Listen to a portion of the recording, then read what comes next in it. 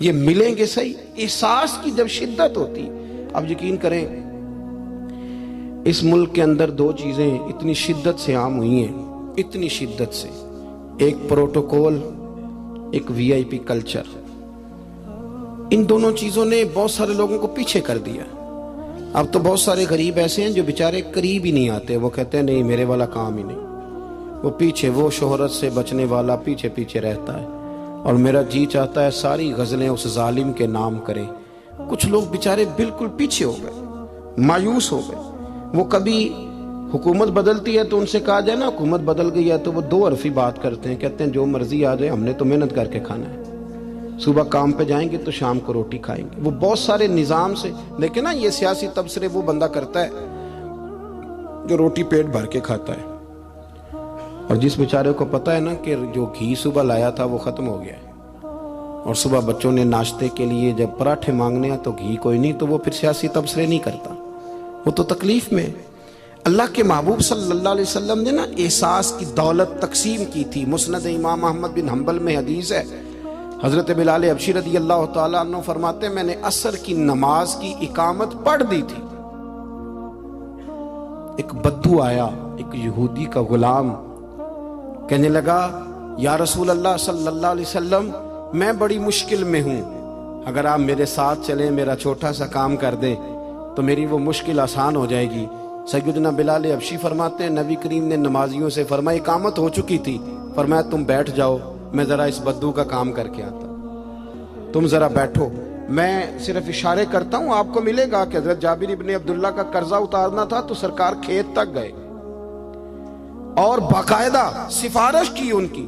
اب تو لوگ کہتے ہیں نا جب تک وہ خدمت کر رہا ہے تو تب تک وہ خدمت گزار ہے, کہیں الجھ جائے تو کہتے ہیں اس کا ذاتی مسئلہ ہے, اور میں ذاتی معاملات میں مداخلت نہیں کرتا. تو میاں جب آپ کے پاس تھا, آپ کا ورکر تھا, تب ذاتی مسئلہ کیوں نہیں تھا؟ اب وہ الجھ گیا تو ذاتی مسئلہ ہے. ایک عورت رو رہی تھی تو سرکار سفارش کے لیے اس کے ساتھ نہیں چلے گئے تھے کہ میری مالکن مجھے مارے گی. آپ کتب حدیث کتب سیرت کو پڑھیں. یہی وجہ تھی کہ حضور کے غلاموں میں وہ درد آیا, بڑے زور شور سے آیا.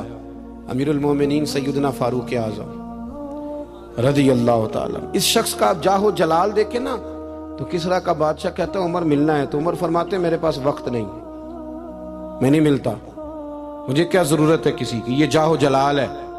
اور انسانیت کی خدمت کا جذبہ کیا ہے. چہرے پہ نقاب اوڑھ کے رات کو گھوم رہے ہیں, سامنے ایک خیمہ نظر آ گیا. سیدنا فاروق اعظم قریب گئے تو ایک آدمی خیمے میں ہے اور بڑی پریشانی میں ہے, اندر سے نکلتا ہے پھر اندر جاتا ہے. فرمایا خیریت ہے؟ کہنے لگا بڑی دور سے آیا ہوں, امیر المومنین سے ملنا تھا, رات ہو گئی یہیں, میری بیوی کہ ہاں ولادت ہونی اور وقت قریب آ گیا, وہ تکلیف میں, تو یہیں خیمہ لگا کے میں نے بٹھا لیا ہے. تو غلام آپ کون ہیں؟ تو حضرت عمر کہنے لگے تو مجھے چھوڑ میں ابھی آیا. گھر گئے حضرت عمر, توجہ ہے میری بات پر, بس سمیٹنے لگا ہوں. گھر گئے اور خاتون اول سے کہا, ملکہ سے کہا, اپنی اہلیہ سے فرمایا. فرمانے لگے کوئی نیکی کمانے کا ارادہ ہے؟ وہ کہنے لگی بڑا ارادہ ہے. تو کہنے لگے پھر بچے کی ولادت کے لیے جن چیزوں کی حاجت ہوتی ہے وہ ساتھ لے لو. میں آپ کو اس شخص کی بات بتا رہا ہوں جو 24 لاکھ مربع میل کا حکمران ہے, جس کے نعرے سے لوگ کانپ جاتے ہیں, لیکن وہ اصول اپنی جگہ پہ اور انسانوں کا پیار اپنی جگہ پہ. حضرت عمر نے اپنی اہلیہ کو ساتھ لیا. انہوں نے کہا کچھ چنے لے لیں, کچھ جو ہے وہ گھی لے لیں, کچھ سرکہ لے لیں, اور آپ یہ ساری چیزیں ڈال کے تو پکائیں. حضرت فاروق اعظم رضی اللہ تعالیٰ عنہ نے چولہا جلایا. وہ شخص کہتا ہے جب عمر پھونکے مارتے تھے نا آگ میں تو میں ان کی داڑھی سے دھواں نکلتے دیکھتا تھا. حضرت عمر نے چولہا جلایا, اوپر کھانا رکھا, وہ جو کہا تھا وہ آپ کی اہلیہ اندر چلی گئی خاتون کے پاس.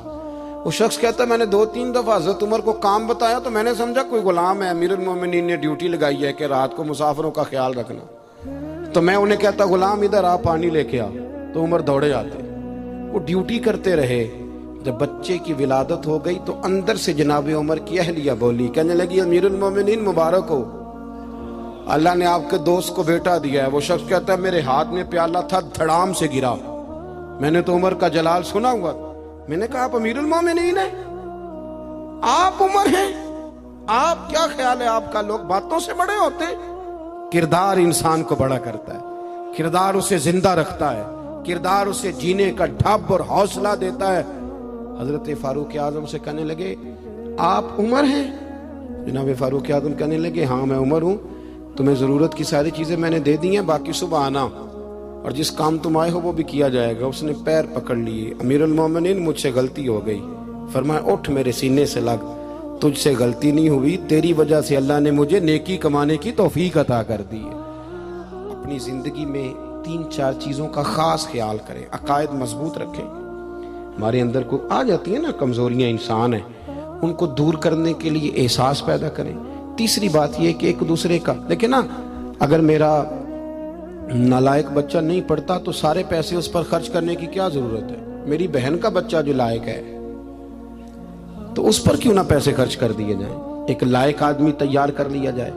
احساس پیدا کریں گے، تھوڑا تھوڑا آگے بڑھیں گے تو آپ دیکھیں گے معاشرے کے اندر کس تیزی کے ساتھ لوگوں کے مسائل میں کمی آتی ہے اور خیر تقسیم ہوتی ہے۔ میں دعا کرتا ہوں جو میں نے کہا میرا مالک اسے قبول فرمائے۔ گفتگو کے دوران عمدن سہون جہاں بھول گئے اللہ ہم سے درگزر فرمائے۔